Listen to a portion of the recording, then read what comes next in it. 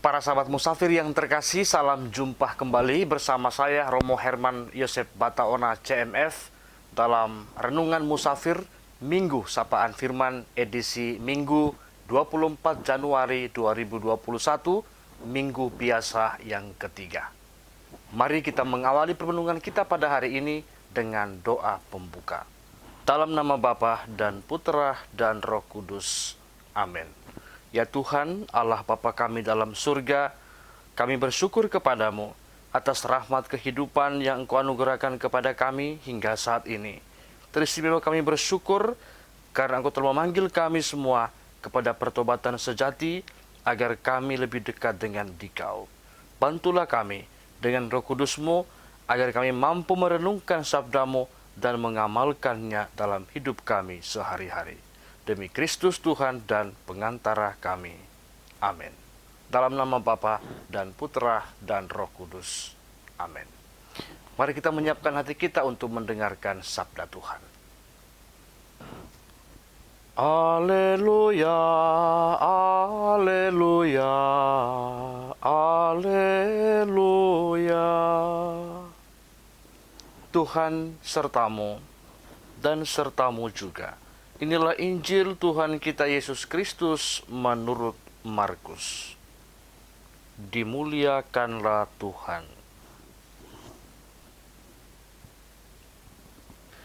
Sesudah Yohanes ditangkap, datanglah Yesus ke Galilea memberitakan Injil Allah, katanya, "Waktunya telah genap, kerajaan Allah sudah dekat.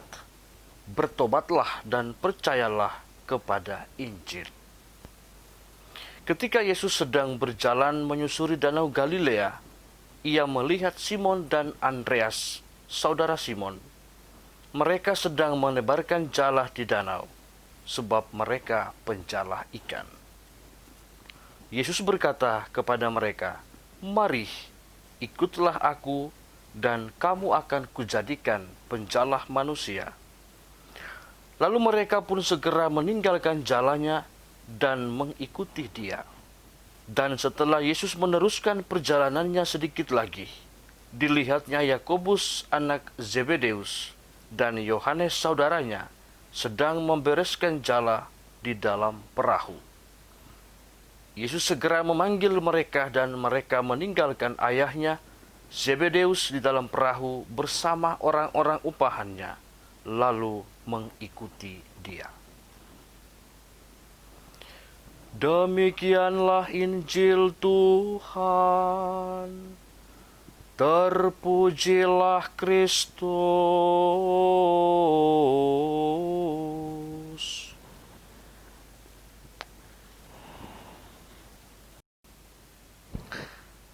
Para sahabat musafir yang terkasih, dalam Injil hari ini kita mendengar kata-kata atau ajakan Tuhan yang sudah sangat terkenal. Waktunya sudah dekat. Bertobatlah dan percayalah kepada Injil.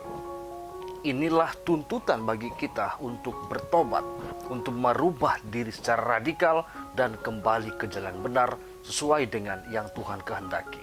Nah, dari kata-kata Tuhan ini kita melihat ada kurang lebih 3 tahap panggilan Kristiani. Yang pertama adalah panggilan untuk bertobat, yang kedua panggilan untuk percaya, dan yang ketiga panggilan untuk mengikuti Dia. Yang pertama, mari kita melihat panggilan untuk bertobat. Apa maksudnya? Tuhan memanggil kita untuk bertobat. Ya, bertobat artinya kita menyesali segala perbuatan kita yang salah dan kita kembali. Bertobat artinya kita menyesal oleh karena dosa-dosa kita, berkat tuntunan firman Tuhan dan juga dorongan Roh Kudus untuk membawa kita kepada perubahan yang total, kembali kepada Allah sendiri. Kalau kita ingat konsep tobat atau bertobat dalam perjanjian lama, itu adalah bagaimana umat pilihan Allah berpaling dari dosa-dosanya dan berbalik kembali kepada Allah yang telah memilih dan berjanji untuk setia menyertai mereka. Kita ingat kisah pertobatan orang-orang Niniwe yang juga disebutkan dalam bacaan pertama pada hari ini. Sedangkan dalam perjanjian baru, kita memahami pertobatan sebagai metanoia, sebuah perubahan diri, sebuah pengosongan diri untuk bisa kembali atau berbalik kepada Allah sendiri dan mengabdinya dengan setia.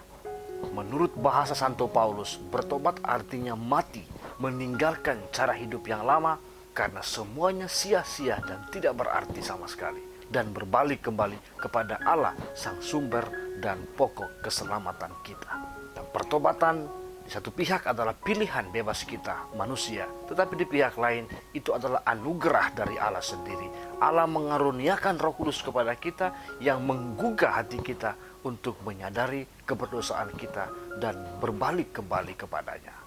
Tanpa anugerah Allah tidak mungkin kita bisa mengalami yang namanya pertobatan sejati. Yang kedua, kita dipanggil untuk percaya. Panggilan untuk bertobat mesti dilanjutkan dengan panggilan untuk percaya. Tuhan sendiri berkata, bertobatlah dan percayalah kepada Injil. Injil di sini artinya Yesus Kristus sendiri. Dia adalah sabda Allah yang telah berinkarnasi menjadi daging dan tinggal di antara kita manusia. Dan karena begitu besar kasihnya kepada kita manusia, ia rela mati menjadi tebusan bagi dosa-dosa kita sendiri. Nah, mengapa kita harus percaya? Karena Tuhan sendiri mengatakan semua orang yang percaya kepada Anak Tunggal Allah tidak akan binasa, melainkan beroleh hidup yang kekal. Dalam Yohanes bab 3 ayat 16. Nah, kita dipanggil untuk percaya kepadanya sebagai Tuhan dan Juru Selamat, sebagai jalan, kebenaran, dan hidup kita. Jadi bertobat saja tidak cukup, harus percaya juga supaya selamat.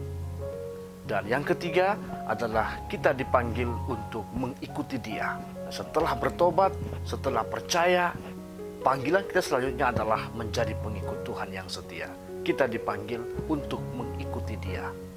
Mengikuti Yesus berarti mengutamakan Dia, mau belajar dari Dia, belajar dari ajarannya, belajar dari kehidupannya dan juga karya pelanannya yang total tuntas, sampai kita benar-benar menjadi pribadi-pribadi yang matang dan layak disebut murid-murid Tuhan yang setia.